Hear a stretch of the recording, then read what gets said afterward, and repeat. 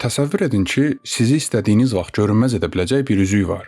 Əgər etdiklərinizə görə heç vaxt cavabdeh olmayacağınızı bilsəydiniz, ədalətsizlik etməkdən çəkinəcək qədər ləyaqətli ola bilərdinizmi?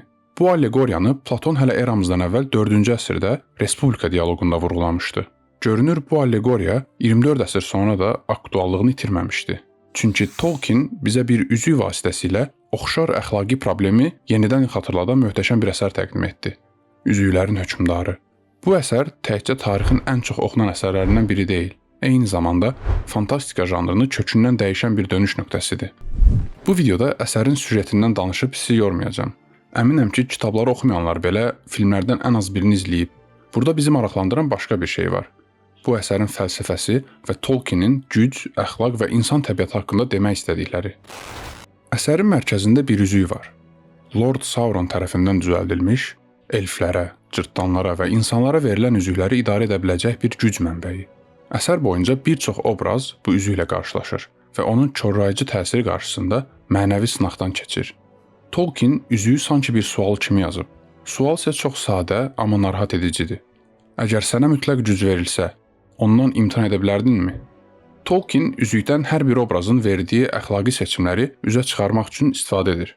Məsələn, Smeagol üzüyü ələ keçirmək üçün dostunu öldürür və onun təsiri ilə korlanaraq tamamilə bədbəxt bir varlığa, Golluma çevrilir. Elflərin kraliçası Galadriel bir anlıq üzüyə tamah salsa da, bu gücün onu necə yoldan çıxara biləcəyini dərk edərək dərhal ondan imtina edir. Çoxlarının düşündüyünün əksinə, üzüyün özü zorla korlayan, mütləq pis bir obyekt deyil. O, insanları məcburi şəkildə dəyişmir. Çünki biz üzüyün qarşısında Galadriel kimi özünə hakim ola bilən, mütləq gücdən imtina edən obrazlarda görürük.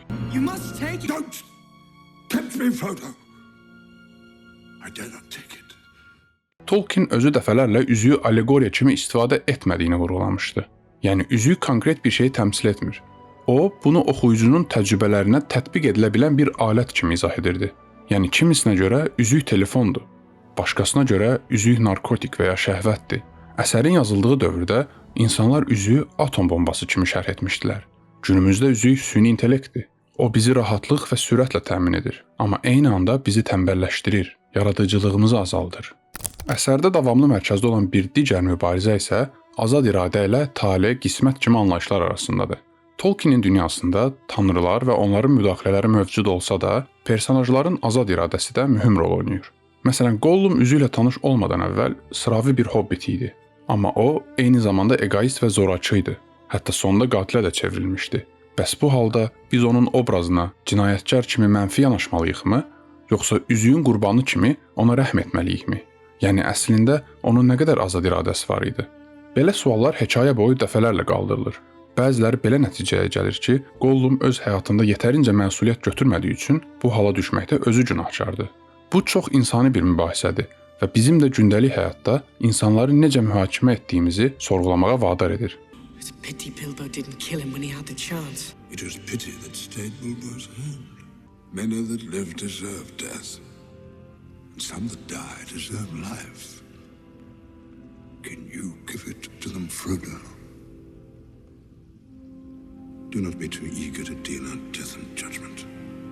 Tolkienin dünyasında əsas problemlərdən biri azad iradənin itirilməsidir. Çünki ona görə insanı insan edən şey onun gücü yox, seçim edə bilmə qabiliyyətidir. Belə ki, Tolkienə görə azad iradədən könüllü şəkildə imtina edərək başqasının iradəsinə tabe olmaq da bir seçimdir və bu seçim insanı tədricən köləyə çevirir. Məsələn, Sauronun xidmətində olan orklar və Saruman qorxu, rahatlıq və təhlükəsizlik naminə öz seçim hüquqlarını təslim etdilər. Amma Tolkien eyni anda azad iradəni taleyin əksi kimi də təqdim etmir. Bilbonun üzüyü tapması təsadüf deyil, amma bu, onun seçimlərinin yalnız qismətlə müəyyənləşdirildiyi də demək deyil. Frodo üzüyü Mordora aparmağa məcbur edilmir. O bu yükü öz istəyi ilə götürür və hətta Frodo sonda üzüyü məhv edə bilməyəndə belə əvvəl verdiyi azad və mərhəmətli seçimlər onu və missiyasını xilas edir. Bu çox vacib məqamdır. Tolkienə görə fəzilət məcburiyyətdən doğmur. Əgər seçim azad deyilsə, yaxşılıq da mənasını itirir. Üzüklərin hökmdarını bir çox bədii əsərdən ayıran ən vacib xüsusiyyətlərdən biri də onun qəhrəmanlığı ən güclü və ya ən qorxmaz obrazlar üzərindən izah etməməsidir. Tolkien bunun əvəzində diqqəti hobbitlərə, hekayənin ən adi və ən zəif görünən personajlarına yönəldir. Hobbitlər Orta Dünyanın qərbində yaşayırlar. Onlar döyüşçü deyillər. hakimiyyət istəmirlər. Tarix yazmaq kimi bir iddiaları yoxdur. Şairdakı həyatları rahat, sakit və təhlükəsizdir. Məhz buna görə də onlar klassik qəhrəman obrazına uyğun gəlmirlər. Frodo'nun qəhrəmanlığı gücüdə yox, özünü qurban verməkdədir. O, sonunda ölüm ola biləcək bu çətin tapşırığı könüllü şəkildə öz boynuna götürür. Hər gün biraz da ağırlaşan bir yükü daşıyır və bunun qarşılığında heç nə qazanmır. Frodo'nun bağbanı və yol yoldaşı Sam da tipik qəhrəman obrazına uyğun deyil. O seçilmiş biri deyil, amma onu irəli aparan şey Frodo'ya olan sadiqliyi, sevgisi və qətiyyətli olmağıdır. Bir çox oxucu üçün əsl qəhrəman məhz Sam'dir. Çünki o Frodo'nu tək buraxmır. Hətta ümidin tükəndiyi anda belə üzüyün yükünü Frodo'dan alaraq özü daşımaq istəyir. Tolkien cəsarəti sədaqətli xidmətlə, təkəbbürlü şöhrət arzusu ilə kəskin şəkildə fərqləndirir. Sam Frodo'ya sədaqətinə görə onun üçün canını belə verməyə hazırdısa, Boromir üzüyə olan arzusu ilə qürurunun əsrinə çevrilir və şəxsi şöhrəti naminə başqalarının həyatını riskə atmağa hazır idi. Üzüklərin hökmdarı bir çox əsərdən fərqli olaraq bizi rahatladan, içimizi isidən bir sonluqla yola salmır. Bu hekayə insanı yaxşı hiss etdirmək üçün yazılmayıb.